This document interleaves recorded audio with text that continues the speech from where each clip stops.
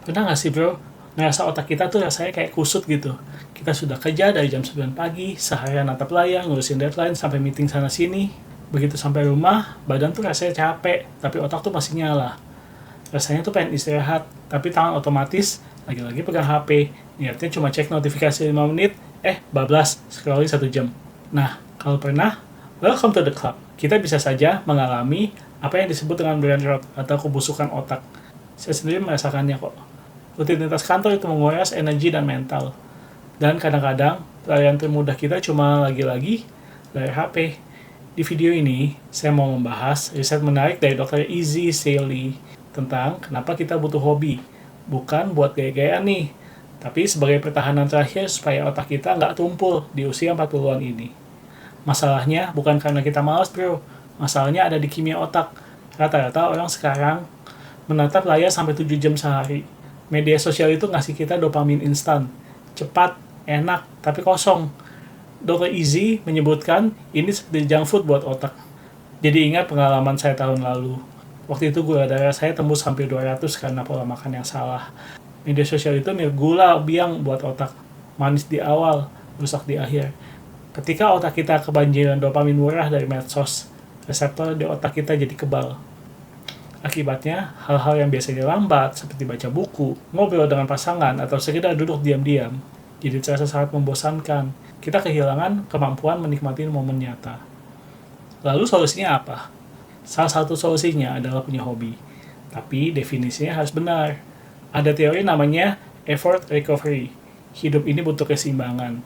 Pekerjaan kita di kantor dari jam 9 sampai jam 5 atau 6 sore, mengurus target dan strategi, ini adalah output atau pengeluaran energi. Maka, hobi harus bersifat recovery atau pemulihan. Hobi adalah benteng kita. Ini sejalan banget sama prinsip stoikisme yang saya pelajari dari Marcus Aurelius. Kita butuh ruang di dalam diri kita sendiri yang tidak bisa diintervensi oleh kekacauan dunia luar atau tekanan pekerjaan. Dr. Izzy membagi hobi menjadi 4 kategori. Ini cara saya menerapkannya. Mungkin bisa jadi inspirasi buat kita semua. Yang pertama, hobi kreatif yang tanpa tekanan hasil. Di kantor atau di bisnis, selalu ada pekerjaan kita dinilai. Ada KPI, ada target. Hobi kreatif harusnya kebalikannya. Misalnya, saya suka videografi atau main games. Saya lakukan ini buat kepuasan saya sendiri, bukan buat klien. Gak ada revisi, gak ada deadline. Prosesnya yang menyembuhkan. 2. Hobi intelektual. Belajar hal baru nggak ada hubungannya sama pekerjaan kantor.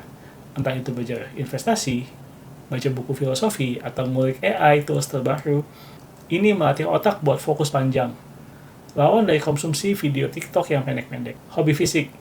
Ini yang paling mengubah hidup saya. Sejak didiagnosa pradiabetes tahun lalu, saya rutin resistance training. Ternyata latihan beban itu bukan cuma buat otot. Saat saya di gym, saya nggak usah mikirin urusan kerjaan. Saya cuma fokus sama latihan yang di depan mata. Ini versi meditasi saya. Gula darah turun kembali normal, bentuk tubuh membaik, dan stres kerjaan juga menghilang. 4. Hobi koneksi. Cari kegiatan yang bikin kita ketemu dengan orang secara nyata. Bukan lewat Zoom, atau cuma dengan chat atau social media. Hubungi kembali teman-teman kita yang lama sudah tidak kita kontak. Ajak mereka ketemuan. Jadi, kalau sekarang hidup terasa hampa, pulang kerja capek tapi nggak bisa tidur karena scrolling terus, coba cek lagi. Jangan terjebak hustle culture, mentang-mentang punya hobi, dipaksa jadi duit atau konten. Kadang hobi itu cukup jadi hobi. Biarlah dia jadi tempat kita istirahat. Tantang diri sendiri minggu ini. Ambil 30 menit saja waktu yang biasanya dipakai buat main HP sebelum tidur, ganti dengan satu aktivitas nyata. Baca buku, olahraga ringan, atau rapi-rapi rumah. Saya, Arif Diamanta, tetap sehat, waras, sampai jumpa di video berikutnya.